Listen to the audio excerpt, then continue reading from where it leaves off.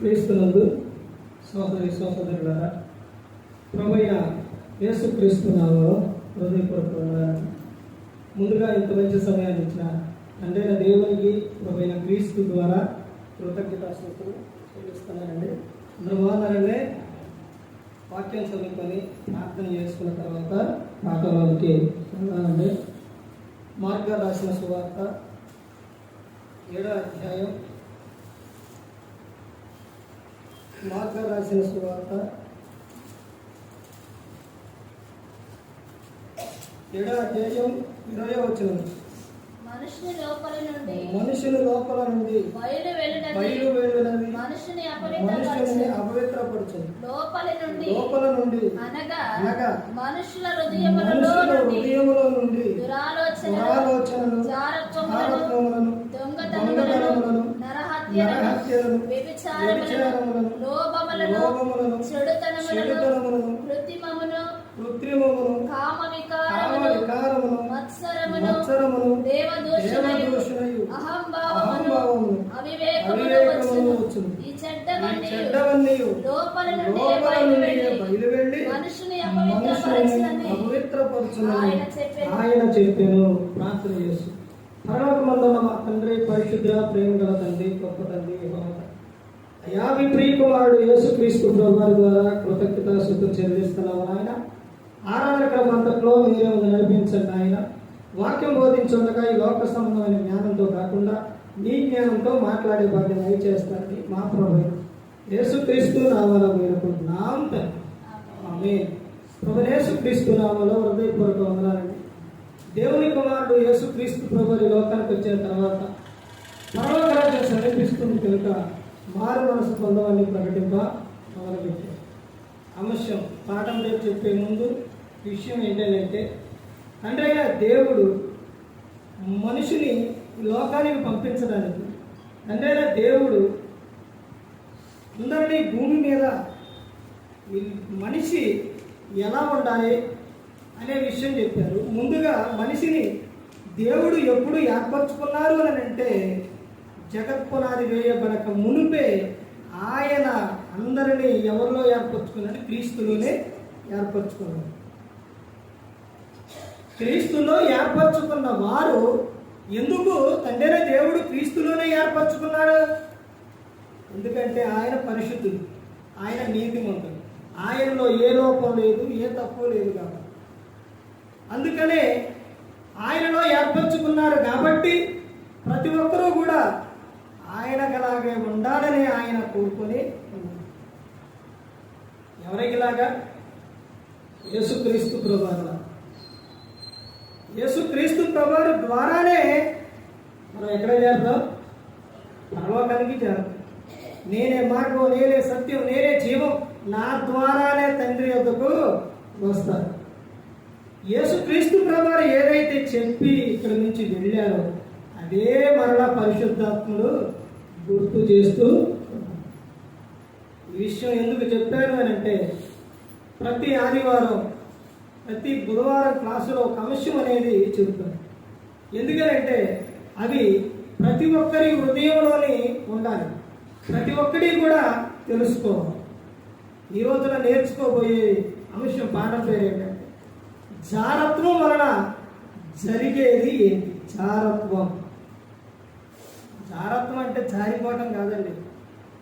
జారత్వం అంటే ఏంటో, జారత్వం వలన ఏం జరుగుతుందో, జారత్వం చేస్తే అసలు దాని వలన ఏంటి, ఎంత ప్రమాదం అనే విషయం బైబిల్ గ్రంథంలో నుంచి చూస్తే యేసుక్రీస్తు ప్రభువారు చెబుతున్న విషయం. ఇక్కడ చాలా విషయాలు చెప్పారు యేసుక్రీస్తు ప్రభువారు, చాలా విషయాలు చెప్పారు. కానీ అందులోని ఒక విషయం అయితే వీటినన్నిటిని ఏం చేయమంటున్నారనంటే, ఏం చేయాలంట? ఇవన్నీ ఏం చేస్తున్నాయనంటే మనుషుని అపవిత్రపరుస్తుంది. అందులోని ఒకటి ఏంటి అని అంటే జారత్వం. ఇది కూడా ఎక్కడి నుంచి వస్తుందంట? మనిషి లోపల నుంచే వస్తుంది. ఈ జారత్వం అనేది ఎప్పుడు జరిగేది అని అంటే వివాహానికి ముందు. వివాహానికి ముందు చేసేది జరిగేది ఏంటి అని అంటే జాగ్రత్త.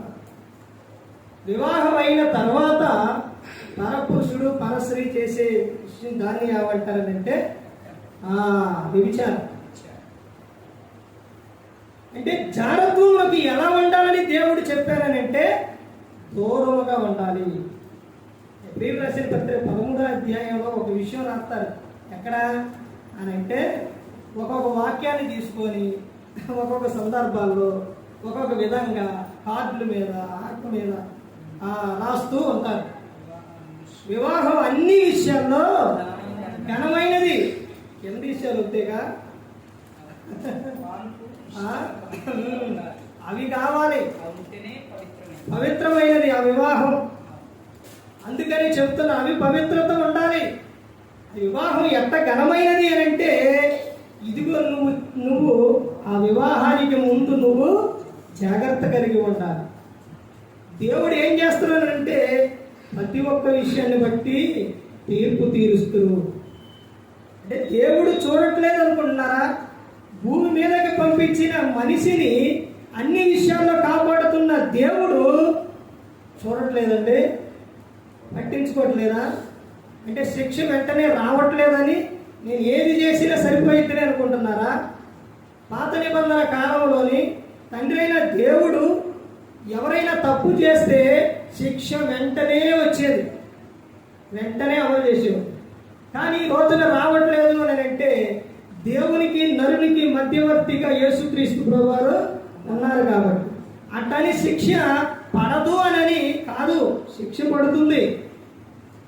కానీ నువ్వు మారడానికి, మార్పు చెందడానికి ముందుకెళ్తే ఇంకన్నీ అర్థమైంది. మార్పు చెందడానికి ఇవన్నీ కూడా ముందే చెప్పారు. నీవు నీ పాపంలోనే జీవిస్తూ మరణిస్తే నరకానికి వెళ్ళిపోతావు. నరకానికి వెళ్ళిపోవడానికి కాదు నిన్ను ఈ లోకానికి పంపించింది. అర్థమవుతుందండి? దేవుడు నిన్ను తన పోలికతో తన స్వరూపంతో చేసుకొని క్రీస్తులో ఏర్పరచుకుంది. నువ్వు యుగయుగాలు తరతరాలు ఆ అగ్నిలో కావడానికి కాదు, ఆయనతో పాటు ఉండడానికి. ఆయనతో పాటు ఉండాలి అంటే నీకు అవకాశాలు ఇస్తున్నారు. ఏ అవకాశాలు ఇస్తున్నారు అని అంటే నువ్వు మారడానికి, మార్పు చెందడానికి. నీకు ఏదైతే కావాలో అవన్నీ ప్రతి ఒక్కటి కూడా ఆయన ఈ గ్రంథంలో చెప్పి ఉన్నారు. నువ్వు నీ ఇష్టానుసారంగా జీవించేటప్పుడు, లోకంలో జీవించేటప్పుడు దేవుడు నువ్వు అలా జీవిస్తే, నువ్వు ఆ లోకంలోనే ఉండి మరణిస్తే నువ్వు ఏడికి వెళ్ళిపోతావు? నరకానికి వెళ్ళిపోతావు. లేకపోతే నువ్వు ఆ నరకంలో అంటే నువ్వు ఈ లోకంలోనే ఉన్నప్పుడు యేసుక్రీస్తు ప్రభువారు వస్తే పరిస్థితి ఏంటి? ఒకటి నువ్వు వెళ్ళినా, ఒకటి ఆయన వచ్చినా నరకానికి. అలా ఉండవు, అలా జరగకూడదు. అందుకనే పేతురు గారు రాసిన పత్రికలు అందరి పట్ల ఆయన దీర్ఘశాంతం చూపిస్తున్నాడు. ఎందుకనంటే అందరూ అంతటను మారు మనసు పొందాలని అందరి పట్ల దీర్ఘశాంతం చూపిస్తున్నాడు. ఇదిగో నీకు అవకాశం ఇస్తున్నాడు దేవుడు. ఆయన ఇస్తుంది. ఎందుకనంటే నువ్వు మారాలి, మార్పు చెందాలి. నువ్వు నీ పాపంలోని నువ్వు మరణించకూడదు. నరకం ఎవరికి? ఎవరికంటే అపవాదికి, వాళ్ళ అనుచరులకు, మనిషికి కాదు. కానీ ఎలా వెళ్ళిపోతున్నారు అంటే అపవాదిని వెంబడించడం వలన ఆడి ప్లేస్ ఏది అని అంటే నరకం కాబట్టి ఆడికి వెళ్ళిపోతాడు. వాడిని వెంబడించకూడదు. నువ్వు పరిశుద్ధంగా జీవించాలి, పరిశుద్ధత కలిగి ఉండాలి, నువ్వు మారాలి, మారు మనసు పొందాలి అనే దేవుడు కోరుకున్నాడు. అందుకనే యేసుక్రీస్తు ప్రభువు ఈ లోకానికి వచ్చి ఆయన ఒక చాటు ఉండి భక్తులారా అందరూ రాండి. ఇంకో విషయం ఏంటంటే పైనుండైనా అందరూ మారిపోండి అని అంటే మారిపోతారు. ఆయనకు అంత శక్తి ఉంది. కానీ అక్కడుండి అందరినీ మారమని చెప్పట్లా. ఎందుకనంటే నువ్వు ప్రేమపూర్వకంగా నువ్వు మారాలి, ఆయన యొద్దకు రావాలి. అదే ఆయన కోరుకుంది. హృదయం అంటే ఆయన హృదయం అనే తలుపు యొద్దు ఏం చేస్తున్నాడు? తట్టుచున్నాడు. అద్దరు పట్టుకొని రాలేడా? వస్తారు. కానీ అలా కాదు, నువ్వు ప్రేమతో ఇష్టంతో తీస్తేనే, తలుపు తీస్తేనే ఆయన వస్తావు. బలవంతంగా రా. అర్థమైందండి? ఇక్కడ చెబుతున్న విషయం ఏంటంటే జాగ్రత్తం గురించి మనిషిని అపవిత్రపరిచేది ఏది అంటే జారత్వం. ఆ జారత్వం వలన జరిగేది అంటే ఏం జరుగుతుందంటే 5 విషయాలు ఉన్నాయి. ఆ 5 విషయాలు ఏంటి అంటే అందులోనే నీ దేహము ఏమైపోతుందంటే పాడైపోతుంది. జారత్వం వలన జరిగే విషయం ఏంటంటే ఒకటి ఏమొస్తుందంటే అపకీర్తి వస్తుంది, అనారోగ్యం వస్తుంది, తర్వాత అజ్ఞానం వస్తుంది, తర్వాత ఆత్మ నాశనం అవుతుంది, ఆ తర్వాత అకాల మరణం వస్తుంది. దేని వలన? జారత్వం వలన.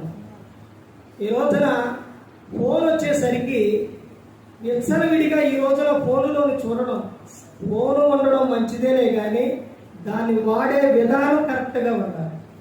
అర్థమైందండి? కరెక్ట్గా లేకపోతే అదే నిన్ను ఏం చేస్తుందంటే లోకంలో కలిపేస్తుంది, అనేక పాపాలకు దారి తీస్తుంది ఫోన్.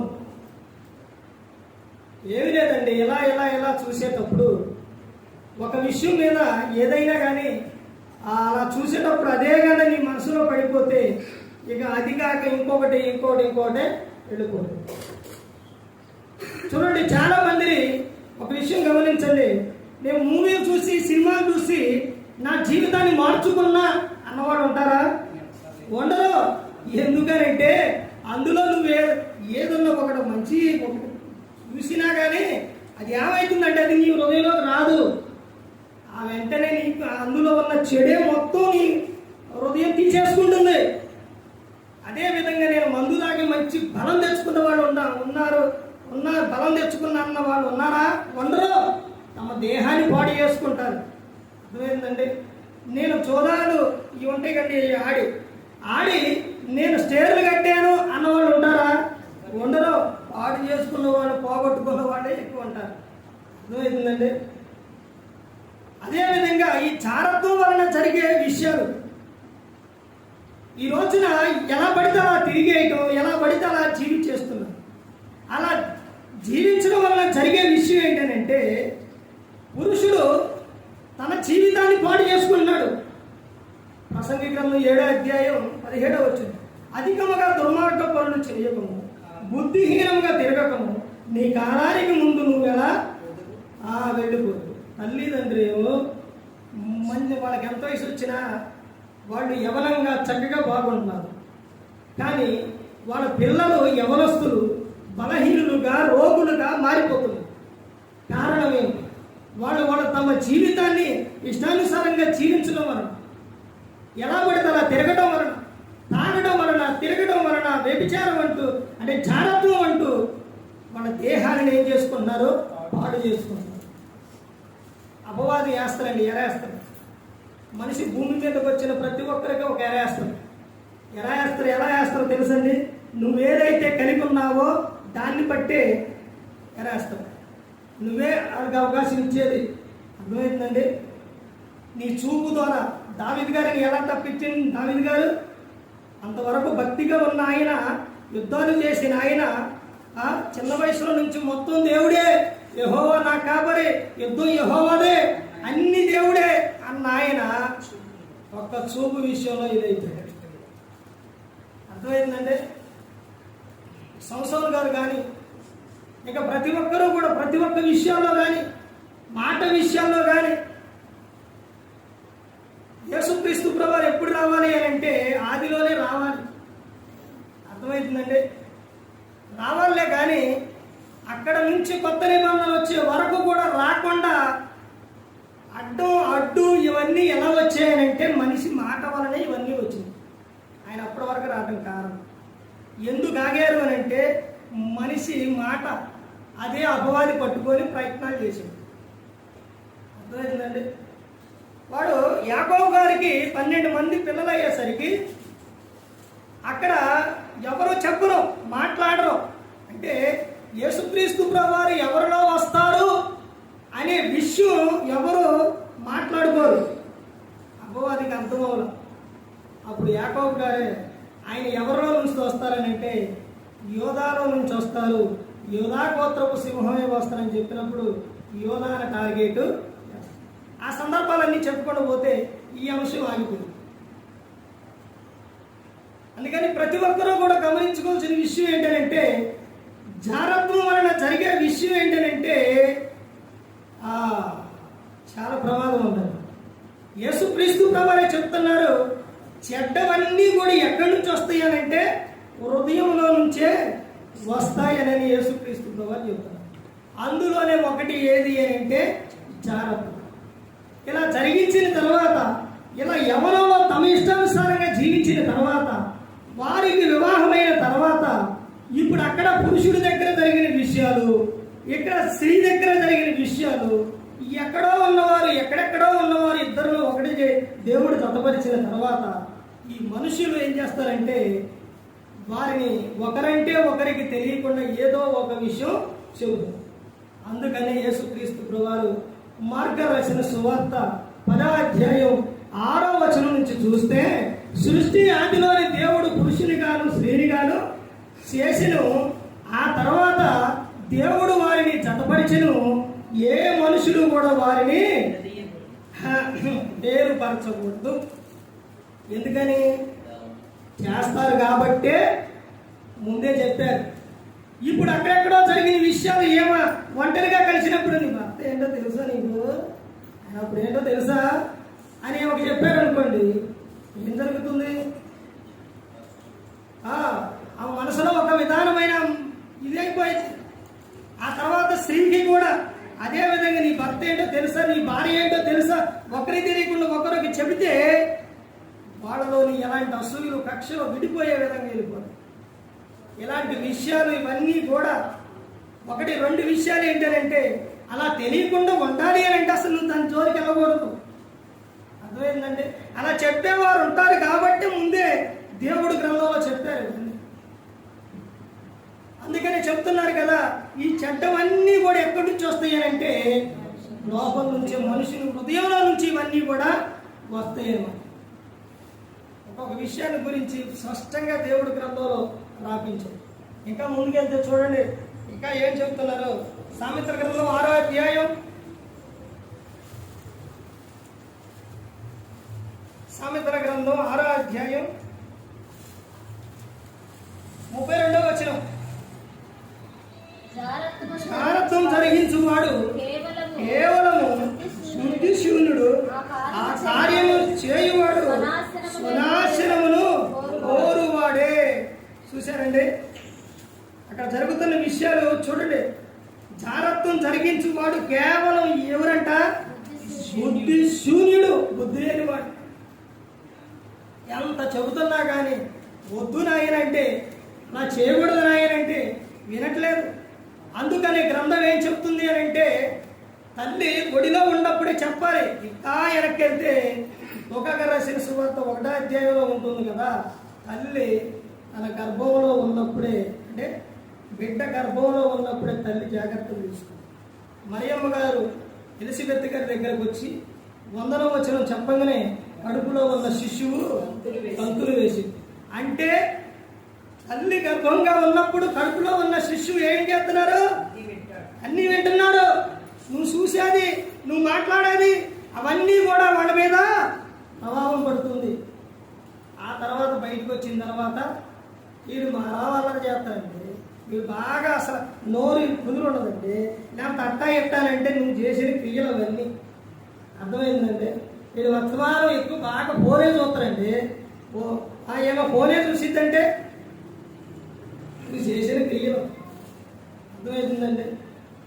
ఇంకో విషయం, తర్వాత బయటకు వచ్చిన తర్వాత ఇవన్నీ ముందే చెప్పారు. యోహాను రాసిన సువార్త 5వ అధ్యాయం 19వ వచనం, యేసు వారికి ఇట్లని ప్రత్యుత్తరం ఇచ్చెను, తండ్రి ఏది చేయట కుమారుడు చూసిన అదే కానీ అంతట తాను ఏది కూడా చేయడు.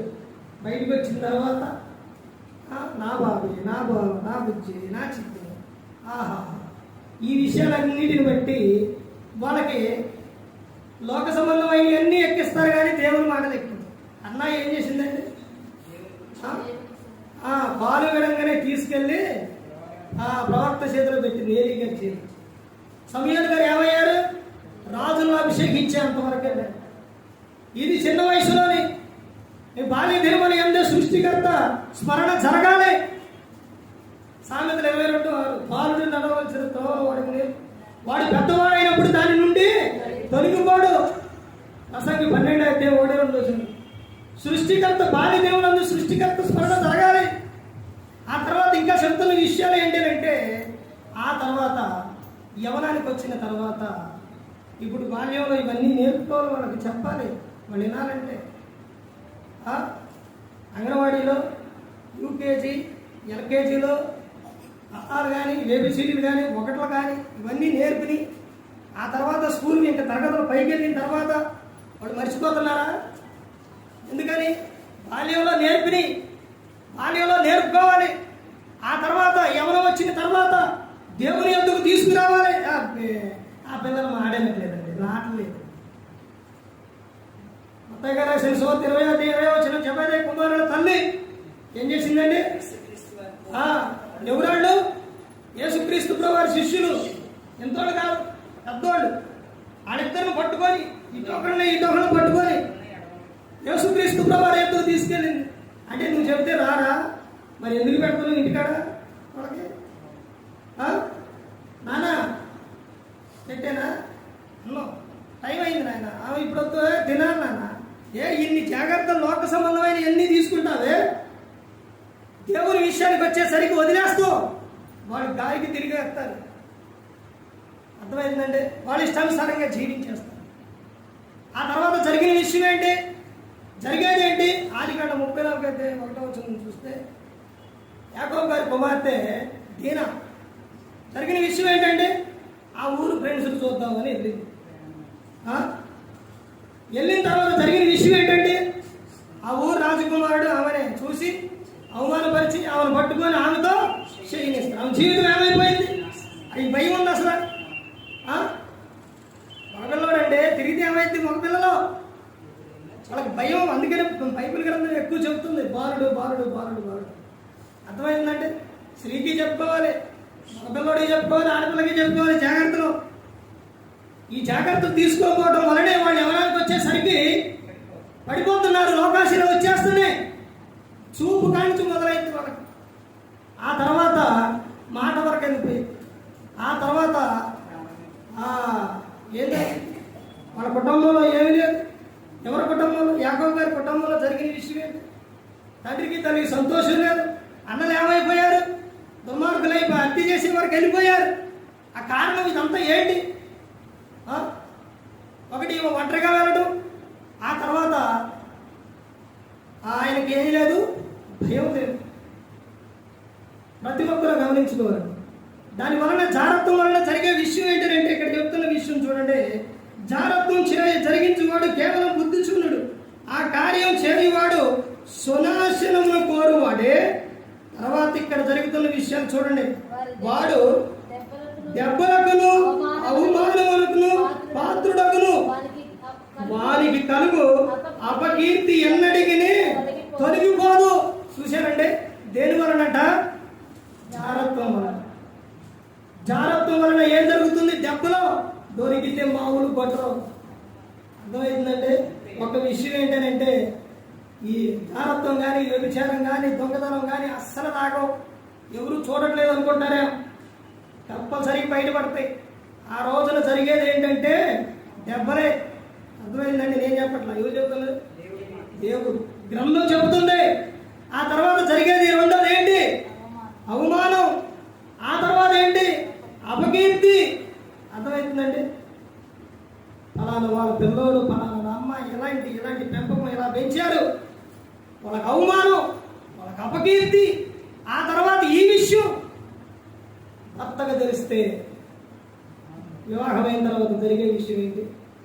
అక్కడే ఉంది చూడండి, గ్రంథంలోనే చూస్తున్నారు. చూడండి, భర్తకు పుట్టు రోషం మహారౌద్రం గలది, ప్రతీకారం చేయు కారమందు అట్టి వాడు కనికరపడడు. ఏ విషయంలోనైనా కానీ, భారీ విషయాల్లో ఒక పని చేయకపోతే అమ్మ చేయమ్మ, వండకపోతే వండమ్మ, ఇవన్నీ చెబుతారేమో కానీ ఒక తప్పు విషయంలో మాత్రము అస్సలు ఊకోడు. అర్థమైందండి? భార్య ఎట్టని కానీ లేకపోతే చూసినా తెలిసినా అస్సలు ఊకోడు. భర్తకు పుట్టు రోషం ఆ రోజున ఎవరు కంట్రోల్ చేయరు, అసలు ఆపలేరు. అటు వాళ్ళు వచ్చినా ఇటు వీళ్ళు వచ్చినా అంటే వాళ్ళ తల్లిదండ్రులు ఏళ్ళ తల్లిదండ్రులు పెద్దోళ్ళు ఏ ఊరు వచ్చినా కానీ అస్సలు ఆగడు. ఏమనట్లేదండి, చాలా మంచి ఏమనడం అని చాలా మంది అనుకుంటారు. కానీ ఒక్కొక్క సందర్భం వచ్చేసరికి భర్తకు పుట్టు రోషం ఎలాంటిదంట, మహారౌద్రం గలదే. తర్వాత ఏమైంది అక్కడే చూడండి, అట్టివా ప్రతీకారం చేయు కాలమంది అట్టివాడు కనికర పడడిక. అప్పటి వరకు నిన్ను అమ్మ బుజ్జి కన్న అన్ని పిలిచిన ఆయన, చక్కగా ప్రేమగా చూసిన ఆయన, నీకు పంటకు వచ్చిందంటే చీర, లేకపోతే అవి కావాలంటే ఈ కావాలని అన్ని చేసిన ఆయన ఇక ఏముండదంట, కనికరము మాత్రము ఉండదు.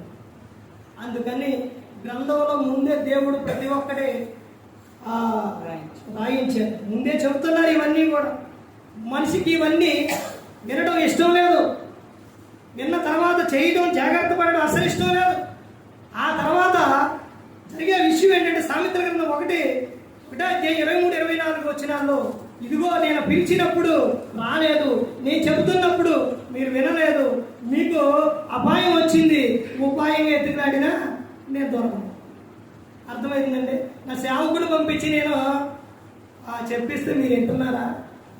కొన్ని గ్రంథాన్ని ఇచ్చాను, ప్రేమలాకి ఇది 66 పుస్తకాలు రాసి మనకి ఇచ్చారు.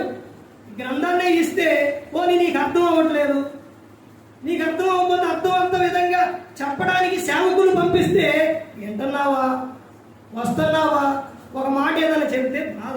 ఎందుకు ఆ మాట నీకు ఎందుకు బాధ కలుగుతుంది? నువ్వు సరి చేసుకుంటావని దేవుడు నీతో మాట్లాడుతున్నాడు. వేరే వాళ్ళు వచ్చి నీకు చెప్తారా? ఈ లోకం నువ్వు ఒక తప్పు చేస్తుంటే ఈ లోకంలో ఉన్నవారు అందరూ నువ్వు ఫ్రెండ్ అనుకున్నవాడు, నిన్ను ఇష్టపడ్డవాడు, నువ్వు ఇష్టపడ్డవాళ్ళు అందరూ వచ్చి నువ్వు ఏదైనా చేస్తుంటే చెప్తారా? చెప్పరు. ఎవరు చెప్పరు ఇలా ఉండవని. ఎవరు చెప్తున్నారు? నిన్ను ప్రేమించేవాడు, నిన్ను కాపాడేవాడు, నిన్ను రక్షించేవాడు, నిన్ను పోషించేవాడు ఆయన చెబుతున్నారు. ఎవరైనా దేవుడు అండి. ప్రతి ఒక్కటి నీ జాగ్రత్త, నీ మేలు కోరి ఆయన చెబుతూ ఉంటే మాకు ఎలాంటి వద్దండి, మాకు ఎలాంటి మాటలు వద్దండి, మాకు గద్దింపు వద్దు, మాకు హెచ్చరిక వద్దు. పిల్లవాడు తప్పు చేసినప్పుడు వాడిని ఏం చేయాలి? పిల్లలు తప్పు చేసినప్పుడు ఏం చేయాలి? గద్దించాలి. ఇంకా అంతికి మించితే బెత్తం వాడాలి. బెత్తం వాడని వాని తండ్రికి కుమారుడు ఎవరంట? విరోధి. అర్థమవుతుందండి. 3 సంవత్సరాల పాప ఒకవేళ ఏదైనా అల్లరి చేసిన మా పాపేనండి, ఎవరి గురించి చెప్పట్లా, ఎంతో చక్కగా ప్రేమగా ఉండిద్ది. ఒక సందర్భంలో గద్దించాలి. అర్థమైందండి. వినకపోతే బెత్తం వాడాలి. అలాగని వదిలేస్తే అర్థమైందంటే రేపు పొద్దున మన మాట వినరు. ఆ మాట వినకపోతే తర్వాత నిండే చూడరు, వారి జీవితం పాడవుతుంది. ఇక్కడ చెప్తున్న సందర్భం ఏంటి చూడండి. భర్తకు పుట్టు రోషం మహారౌద్రం గలది, ప్రతీకారం చేయి కాలమందు అట్టివాడు కనికర పడడు. తర్వాత ఇంకా ముందుకెళ్తే చూడండి, అపోస్తల కార్యాలు 15వ అధ్యాయం. అపోస్తల కార్యాలు 15వ అధ్యాయం 20వ వచనం చూడండి. విగ్రహ సంబంధమైన అపవిత్రతను, జారత్వమును, గొంతు పిసికి చంపిన దానిని, రక్తమును విసర్జించుటకు వారికి ప్రత్యేక రాసి పంపవలనని నా అభిప్రాయము. ఇందులో ఒకటి ఉంది, ఏంటది? జారత్వం. ఇవన్నీ చెప్పిన ఆయన అది కూడా చెప్పాడు. అంటే వీటితో పాటు ఆ జారత్వాన్ని కూడా ఏం చేయాలి? విసర్జించాలి, దాన్ని వదిలేయాలి, దాని జోలికి వెళ్ళకూడదు. తర్వాత చెబుతున్న 28లో కూడా చెబుతున్నారు చూడండి. ఏమనంటే, విగ్రహం అర్పించిన వాడిని, రక్తమును, గొంతు పిసికి చంపిన దానిని, జారత్వమును విసర్జింపవలెను. ఏమని చెప్తున్నారు? జారత్వమును ఏం చేయాలంట? విసర్జింపవలెను. దేవుడు చెప్పిన మాట ఏ ఒక్కటి కూడా నిరర్ధకమయ్యి, ఆయన చెప్పినట్టు వింటేనే జీవితం బాగుంటుంది. కాదులే అని నా ఇష్టానుసారంగా జీవిస్తే ప్రమాదంలో పడదు. తర్వాత ఇంకా ముందుకెళ్తే అపోస్తలుడైన పౌలు గారు కొరింథీయులకు రాసిన మొదటి పత్రిక 15వ అధ్యాయం.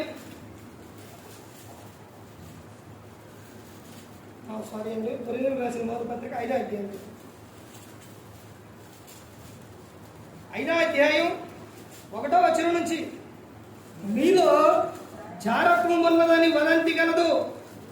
మీలో ఒకడు తన తండ్రి భార్యను ఉంచుకున్నాడంట. అట్టి జారత్వం అన్ని జనులనైనను జరగదు. ఏం జరిగిందంట, ఏం తెలిసిందంట? కొరింథీ సంఘానికి రాస్తుందో అపోస్తలుడైన పౌలు గారు మీలో ఏముందని చెప్తున్నారంట? జారత్వం ఉందని వదంతి కలదు. మీలో జారత్వం ఉన్నది. అట్టి కార్యము అన్ని జనులలో కూడా జరగదంట. ఈ రోజున చూడండి, ఒక చెల్లెని, అక్కని, లేకపోతే పిన్నని, లేకపోతే వరుసలు అసలు ఇలాంటి అనేది లేకుండా జీవించేస్తున్నారు ఈ రోజు. ప్రతి ఒక్కరూ కూడా ఎవరైనా చెప్పిన విషయం ఏంటంటే క్రీస్తులో ఏ లోపం లేదు, కానీ క్రీస్తుని నమ్ముకున్న వారిలోనే ఉంది అని అంటారు. ఎందుకని ఏమంటే ఆయనతో సహవాసం చేస్తున్నారు కదా, ఆయన లక్షణాలు ఎందుకు రావట్లేదు? క్రైస్తవుడు క్రీస్తుని నమ్ముకున్న తర్వాత ఆదివారం క్లాసులకి అన్నిటికీ ప్రతి ఒక్క విషయంలో దేవుని గురించే తెలియవస్తుంది కదా, వింటున్నారు కదా. ఎందుకని అంటే వాక్యాన్ని హృదయంలోనికి వెళ్ళనీయటం. ఈ రోజున ఇలాంటి వరుసలు అనేది లేకుండా భయంకరంగా జీవించేస్తున్నారు.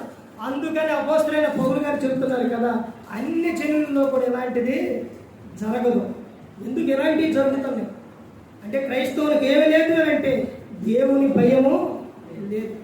అదే విషయం ఇక్కడ చెప్పిన అపోస్తలుడైన పౌలు గారు ఒక సేవకుని బాధ, సంఘములో ఉన్న విశ్వాసులు దాడి తప్పిపోతుంటే యవనంలోనే బాల్యం నుంచి యవనం నుంచి ప్రతి ఒక్క వాళ్ళంత కాలము కూడా వారి జీవితాలు సరిగా లేకపోతే ఆ సేవకుడు పడే బాధ, తపన, దుఃఖం, భయం ఎలా ఉంటుంది ఇంకా ముందుకెళ్తే అర్థమవుతుంది. కొరింథీయులకు రాసిన చూడండి, అపోస్తలుడైన పౌలు గారు కొరింథీయులకు రాసిన మొదటి పత్రిక 6వ అధ్యాయం 18వ వచనం చూడండి. జారత్వములకు దూరముగా పారిపోడి మనుషుడు చేయు ప్రతి పాపమును దేహమునకు వెలుపల ఉన్నది, కానీ జారత్వం చేయువాడు తన సొంత శరీరమునకు హానికరముగా పాపం చేయుచున్నాడు. అపోస్తలుడైన పౌలు గారు చెబుతున్న విషయం ఏంటంటే ఒక అధ్యాయంలో చెప్పారు కదా, మరలా వెంటనే 2వ అధ్యాయంలో కూడా పక్కన అధ్యాయంలోనే చెప్తున్నారు. ఇదిగో ఇలాంటి కార్యాలు చేస్తున్నారు, అన్ని జనుల్లో జరగదని చెప్పి ఇదిగో జారత్వం నుండి ఏం చేయాలంట? పారిపోండి.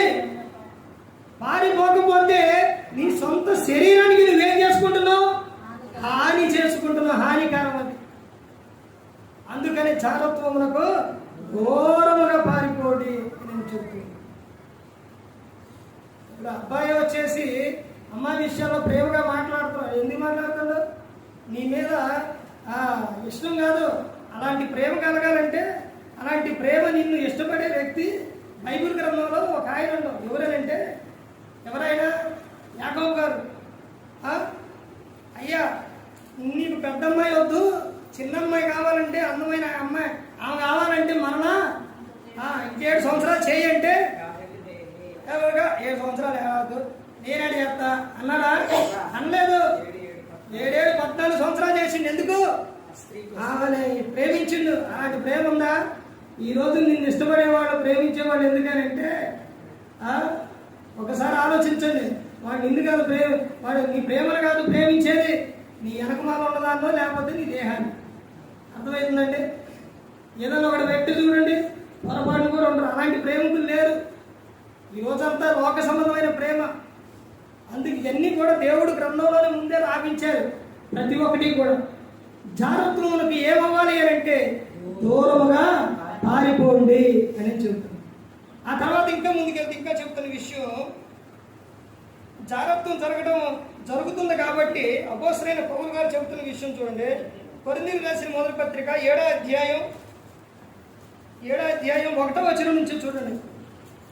మీరు రాసిన వాటి విషయం స్త్రీని ముట్టకుండుట పురుషునికి మేలు అయినను జారత్వములు జరుగుతున్నందున ప్రతి వారికి సొంత భార్య ఉండవలెను, ప్రతి స్త్రీకి సొంత భర్త ఉండవలెను. ఎందుకంట ఏం జరుగుతుందంట? జారత్వాలు అంటే సొంత భర్త సొంత భార్య అంటే ఎప్పుడు జరుగుతుంది? ఇవది ఇప్పుడైనా అర్థం అవ్వాలి. వివాహానికి ముందు యవన పురుషుడు తమ ఇష్టానుసారంగా జీవిస్తున్నారు కాబట్టి, తమ కన్యత్వాలు పోగొట్టుకుంటున్నారు కాబట్టి, అందుకని మీకు ఏముండాలని చెబుతున్నారని అంటే సొంత స్త్రీకి సొంత భర్త, పురుషునికి సొంత భార్య ఉండవు. ఆ తర్వాత ఇంకా అక్కడే చూడండి 3వ వచనం, భర్త భార్యకును అలాగుననే భార్య భర్తకును వారి వారి ధర్మములను నడపవలను. భర్తకే గాని భార్యకు తన దేహం పైన అధికారం లేదు, అలాగుననే భార్యకే గాని భర్తకు తన దేహం పైన అధికారము లేదు. చూశారండి ఈ విషయం. యేసుక్రీస్తు వారు నిన్న చెప్పే మార్కు సువార్త 10:6 అక్కడ చెబుతారు. వీళ్ళిద్దరు ఆ సందర్భంలో మధ్యలో ఒక లైన్ ఉంది. వీళ్ళిద్దరూ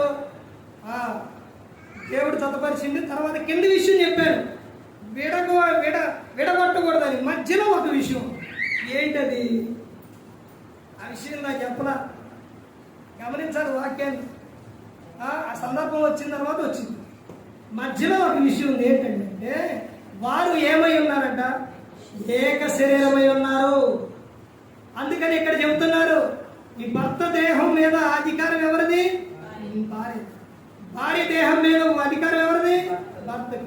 అలాగే కానీ అంటే భర్త దేహం మీద వేరే స్త్రీకి కానీ, భార్య దేహం మీద స్త్రీ దేహం మీద వేరే పురుషుడికి కానీ అధికారం లేదు. కానీ ఈ రోజున ఏం జరుగుతుంది, ఏం చేస్తున్నారని అంటే యవన స్త్రీలు, యవన పురుషులు స్టేజీల మీద డ్యాన్స్ వేసేవాడు ఆ అమ్మ అక్కడ నుండి ఇక్కడుండి ఇద్దరు కలిసి డ్యాన్స్ వేస్తారండి. ఎలా వేస్తారు? దేహాన్ని ఎక్కడ పడితే అక్కడ పట్టుకొని అసలు ఎంత అసహ్యం అంటే గ్రంథం ఏం చెప్తుంది? నీ దేహం మీద అధికారం ఎవరిది? నీ భర్తదే. కానీ అసలు ఎంత విధంగా చేస్తున్నారంటే దాన్ని మళ్ళీ చూసేవాళ్ళు ఏమో అక్కడ ఉన్న వాళ్ళ తల్లిదండ్రులు కానీ బంధువులు కానీ ఎవరైనా కానీ బలేగేస్తున్నారు. మళ్ళీ వాటిని తీసి ఆ చండాలను అంతా తీసి ఫోన్లో యూట్యూబ్లో స్టేటస్లో పెట్టడం, డ్యాన్స్ పిల్లల కానించి నేర్పడాలి. యవనానికి వచ్చిన తర్వాత ఇక్కడ గ్రంథం ఏం చెబుతుందండి? ఎవరి దేహం అంటే సొంత భార్య సొంత భర్తకే వాళ్ళ దేహాల మీద అధికారాలు కానీ ఎవరికి కూడా లేవు. ఒకవేళ వీళ్ళిద్దరూ వేరుగా ఉండాలి అనుకుంటే ఎందు నిమిత్తం కూడా అక్కడ చెబుతున్నారు. 5వ వచనం, ప్రార్థన చేయటకు మీకు సవావకాశం కలుగునట్టు కొంతకాలం వరకు యువకుల సమ్మతి చొప్పునని తప్ప ఒకరి ఒకరు ఎడబాయకుడి మీరు మనసుని నిలపలేకపోయినప్పుడు సాతాను మిమ్మల్ని శోధింపకుండినట్లు తిరిగి కలుసుకుని. అది ప్రార్థన నిమిత్తం. ఒకవేళ సాతాను శోధిస్తే ఇద్దరు కలిసి ఉండి అని చెప్తారు.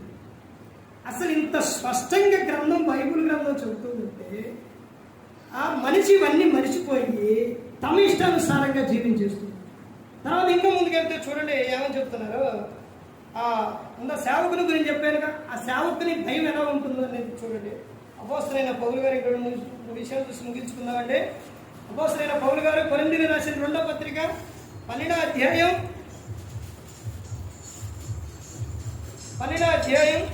21వ వచనం చూడండి. 20-21 కలిసి ఉంది. ఎందుకనగా ఒకవేళ నేను వచ్చినప్పుడు మీరు నాకు ఇష్టలుగా ఉండరేమో అని, నేను మీకు ఇష్టడునిగా ఉండనేమో అని, ఒకవేళ కలహములు, అసూయయు, క్రోధములను, కక్షలను, కొండెములను, గుసగుసలాడుటలను, ఉప్పొంగుటలను, అల్లరలను ఉండునేమో అని, నేను మరలా వచ్చినప్పుడు నా దేవుడు మీ మధ్య నన్ను చిన్నపుచ్చునేమని, మునుపు పాపం చేసి తాము జరిగించిన అపవిత్రత, చారత్వము, పోకిరి చేష్టల నిమిత్తం మారు మనసు పొందని అనేకులను గూర్చి దుఃఖపడవలసి వచ్చునేమో అని భయపడుచున్నాను. చూసేదండి అపోస్తలుడైన పౌలు గారు ఎంత బాధపడుతున్నారు. ఎన్ని విషయాలు చెప్పారు చూడండి. అందులో ఒకటి ఏముందంట? చారత్వము. నేను భయపడుతున్న విషయం, మిమ్మలను పాలతోని, తర్వాత వాక్యంతో, బలమైన ఆహారంతో నేను మిమ్మల్ని పెంచాను. ఎక్కడి నుంచి? పాలు తాగే వాళ్ళ కాడి నుంచి బలమైన ఆహారం తినే వరకు కూడా నేను మిమ్మల్ని కాపాడుతూ పోషిస్తూ వస్తూ ఉంటే, ఒకవేళ నేను వచ్చినప్పుడు మరలా వచ్చినప్పుడు ఒకవేళ మీరు ఇంటికి ఈ చేస్తాడేమోనని నేనేమైపోతున్నాను, భయపడుచున్నాను అని అపోస్తలుని పోగొట్టు. సేవకుని తప్పన బాధ ఎలా ఉంటుంది తెలుసండి? సంఘము సరిగా లేకపోతే, సంఘ విశ్వాసులు సరిగా లేకపోతే ఎంత బాధపడతారంటే, ఎంత దుఃఖపడతారంటే. ఎందుకనంటే వారి నిమిత్తం ప్రతిదినము ఏం చేస్తారు? ప్రార్థన చేస్తారు. వారి ఆత్మలు కాయడానికి ప్రతిదినం భారం కలిగి ప్రార్థన చేస్తారు సేవకుడు. ఎవరు చేయరు.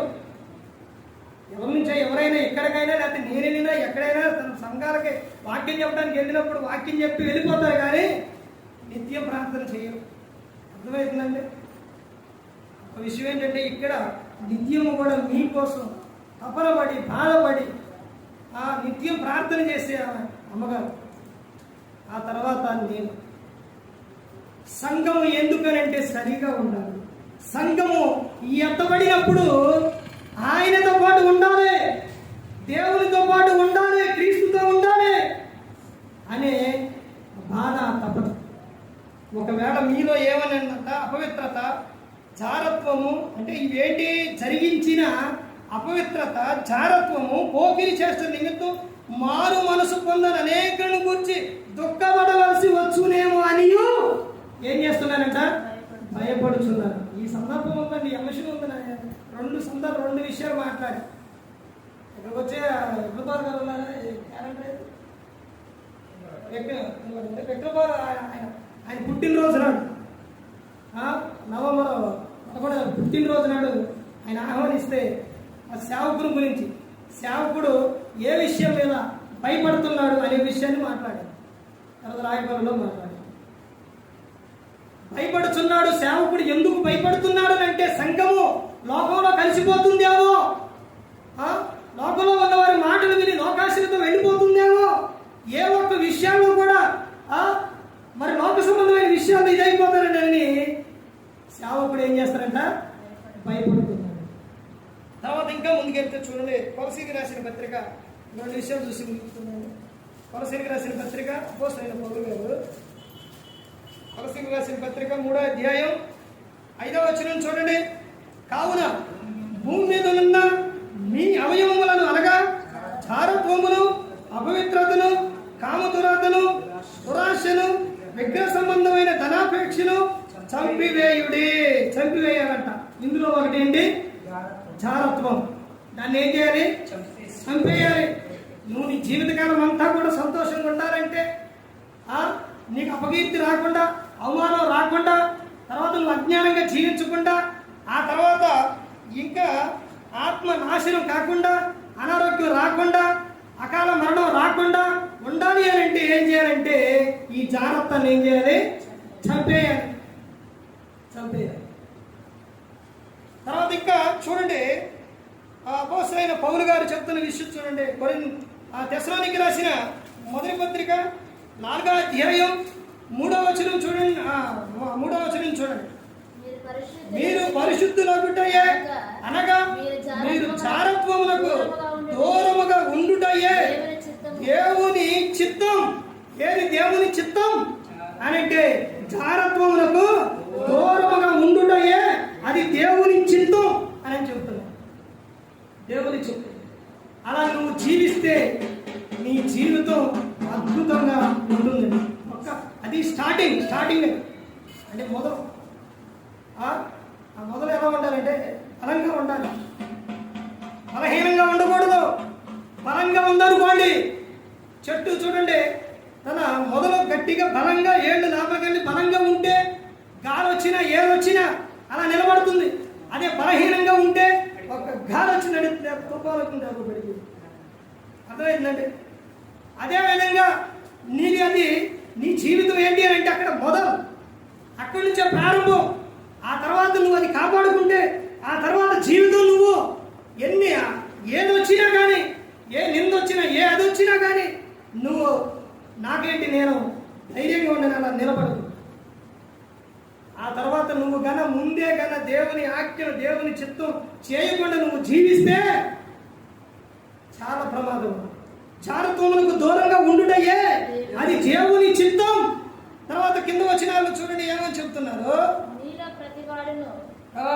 మీరు ప్రతి వాడును దేవుని ఎరుగని అన్ని జనులై కామాభిలాష యందు కాక పరిశుద్ధత యందును ఘనత యందును తన తన కటమును ఎట్లు కాపాడుకోవడను అది ఎరిగి ఉండుటయే దేవుని చిత్తం.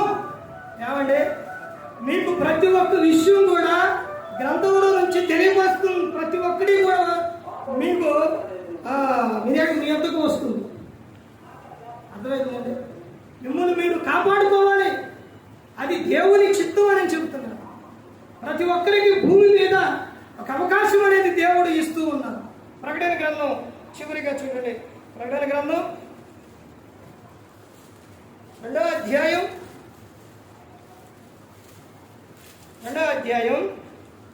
21వ వచనం చూడండి. మారు మనసు పొందుటకు నేను దానికి సమయం ఇచ్చింది కానీ అది తన జారత్వం విడిచిపెట్టి మారు మనసు పొందనల్లదు. ఎందుకు దేవుడు సమయాన్ని ఇస్తున్నాడు? దేవుడు ఎందుకు అవకాశం ఇస్తున్నాడు అని అంటే, మారు మనసు పొందాలని, జారత్వములకు నువ్వు దూరంగా ఉండాలని, నీ దేహాన్ని కాపాడుకోవాలని, నువ్వు పరిశుద్ధంగా జీవించాలని దేవుడు నీకు ఇంకా అవకాశం ఇస్తున్నాడు. ఆయన ఇప్పుడే వస్తే ఎంతమంది నరకానికి వెళ్ళిపోతారు. అందుకని ఆయన ఏం చేస్తున్నారు? నీకు అవకాశం ఇస్తున్నారు. అవకాశం ఇస్తుండే ఇప్పటికైనా నువ్వు తెలుసుకో, మార్పు చెందు, మారు మనసు పొందు. ఇంకా సమయం లేదు. ఇక పేతురు గారిని అడుగుతారు, ఎట్టే చెబుతారు, వస్తారు ఎప్పుడు వచ్చిందో ఎప్పటి నుంచో చెబుతున్నారు. పేతురు గారు రాసిన పత్రికలో ఉంటుంది. వస్తారు అని అంటున్నారు. ఎప్పుడు వస్తారైనా అని అంటే పేతురు గారు చెప్తారు, కొందరు ఆలస్యం అని ఎంచుకున్నట్టు, మాట ఇచ్చిన ఆయన, వాగ్దానం చేసిన ఆయన, నమ్మదగిన ఆయన వస్తారు. చెప్పిన ఆయన రాకుండా ఉండడు, వస్తారు ఆయన. ఏమంటే రవిశనాలు గ్రంథంలోని యెషయా గ్రంథం చదవండి, మీకు అర్థమవుతుంది. కన్యక గర్భవతి అయి కుమారుని కన్ను అని ఉందా? ఆయన మీద భారాలు మోపారు అని ఉందా? కన్యక గర్భవతి కుమారుని కందా? ఆయన మీద రాజ్యభారాలు మోపారా? ఇవన్నీ నెరవేరినాయా ప్రవచనం చెప్పినట్టు? ప్రతి ఒక్కటి కూడా జరుగుతుంది. అదేవిధంగా ఆయన వస్తానని చెప్పారు, ఆయన తిరిగి ఆయన వస్తారు. అందుకని ముందే నువ్వు అన్ని విషయాల్లో జాగ్రత్తగా. అపోస్తలుడైన పౌలు గారు తెస్సలోనికలో ఉన్న సంఘానికి చెబుతున్న విషయం ఏంటి? వాళ్ళు అన్ని విషయాల్లో సిద్ధంగా ఉన్నారు. ఇచ్చే విషయాల్లో, మరి భక్తి విషయాల్లో, అన్ని విషయాల్లో సిద్ధంగా ఉన్నారు. అంత ఇదిగా సిద్ధంగా ఉన్న వారికి చెప్తున్న విషయం ఏంటో తెలుసండి. ఈ రోజున క్రైస్తవులు ఆనందం లేకపోవడం కారణం ఏంటంటే పాపం వలన మనిషి ఆనందాన్ని పోగొట్టుకుంటున్నారు. అందుకనే దాన్ని ఏం చేయాలంటే, దానికి పాపాన్ని విడిచిపెట్టండి, మీరు ఎల్లప్పుడూ కూడా ఆనందంగా ఉండండి. తర్వాత దేవుడు మీ జీవితంలో చేసిన వాటికి ఆ మేలును కృతజ్ఞత స్తుతులు చెల్లించండి. అది యేసుక్రీస్తు ప్రభువునందు దేవుని చిత్తం. ఆత్మను ఆర్పకుడి, ప్రవచించడాన్ని నిర్లక్ష్యం చేయకుడి. ఆ తర్వాత ఇవన్నీ చెప్తూ ఆయన చెప్తున్న విషయం ఏంటంటే, ఆయన రాకడ సమయంలో మీ దేహము, మీ ఆత్మ ఎలా ఉండాలని చెప్తున్నారంట? నిందారహితముగాను ఉండాలి అని ఆయన చెప్తున్నారు.